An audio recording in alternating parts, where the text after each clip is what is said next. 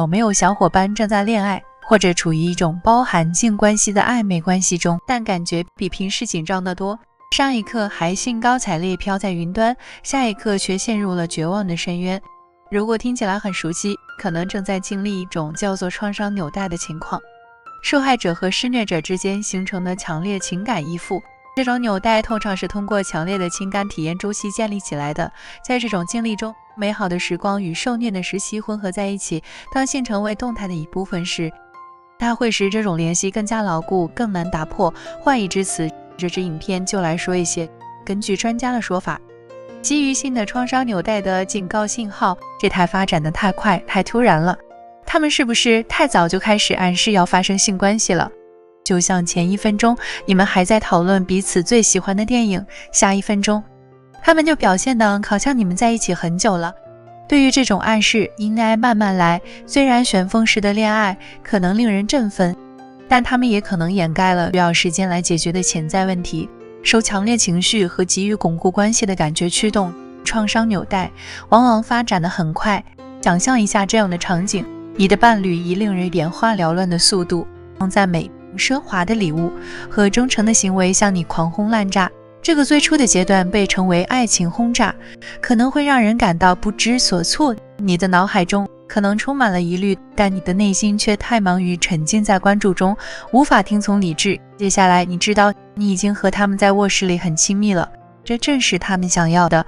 他们贬低你的性表现。在一段健康的恋情中，伴侣们会公开的、尊重的交流他们的需求和愿望。他们可能会说，我真的很喜欢你这样做，或者我们可以试试那个吗？这些对话是为了增进亲密感，拉近你们之间的距离。但在有创伤的恋情中，批评并不是为了改善，这是关于控制和操纵。伴侣可能会说，你在床上很糟糕，或者没有人想要你。这些话并不是为了有助改善，他们就是用来伤人的。他们打击了你的核心价值，你感到毫无价值和被拒绝，你的性欲下降了。有的小伙伴会曾经享受性爱，发现这是一种与伴侣联系的自然且快乐的方式，但现在害怕更多的批评和拒绝，让你感到焦虑和怀疑。你不再兴奋，而是充满了恐惧和担心再次被评判，把本应充满爱的行为变成了一种很有压力的经历。你的自我价值与他们的认可息息相关。有没有小伙伴注意到自己的自尊会随着伴侣的认可而起起落落？当他们对你不满意时，觉得自己毫无价值；当他们高兴时，觉得自己在世界之巅。所以尽管受到虐待，还是忍不住渴望他们的爱。心理学家说，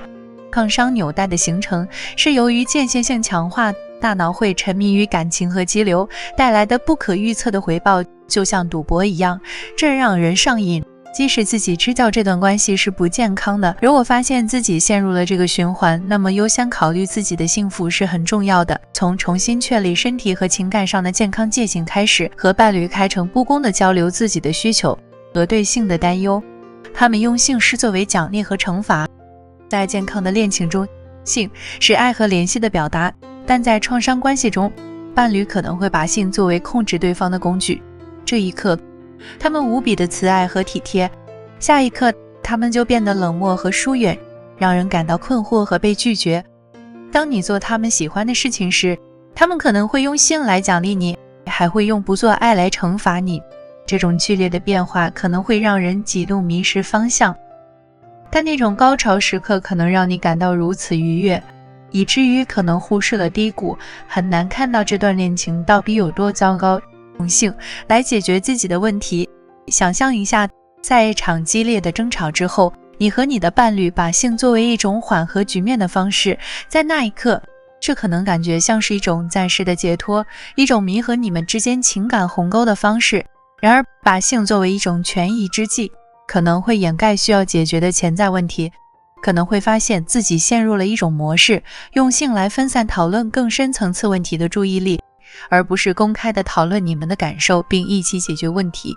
这造成了一种虚假的亲密感，因为性是一种如此脆弱而强大的体验，它可以使创伤联系感觉更像是爱而不是虐待，忽略了他们的警告信号。所以大家通读了这张清单，可能会发现其中很多都与家庭息息相关，但可能仍然会有小伙伴发现自己在为伴侣的行为找借口，这是一个艰难的处境。尤其是当一个人想要相信自己的伴侣是最好的，又想要面对他们行为的现实时，有时候可能会责怪自己，或者抱着他们给自己的虚假希望不放。他们会承诺改变，让事情变得更好，如此努力地去发现自己爱的人最好的一面，真是令人钦佩。但忽视这些警告信号只会加剧恶性循环。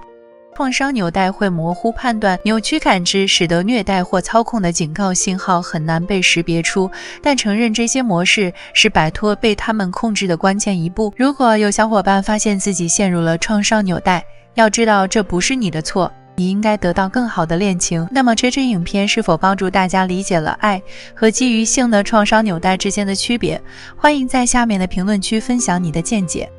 如果觉得这支影片有价值，请点赞、分享并订阅我们的频道来支持我们的内容。我们还有关于不是沮丧而是有为治愈创伤的7个迹象，以及仍挣扎在未愈合的创伤中的9个迹象2支影片。感谢收看。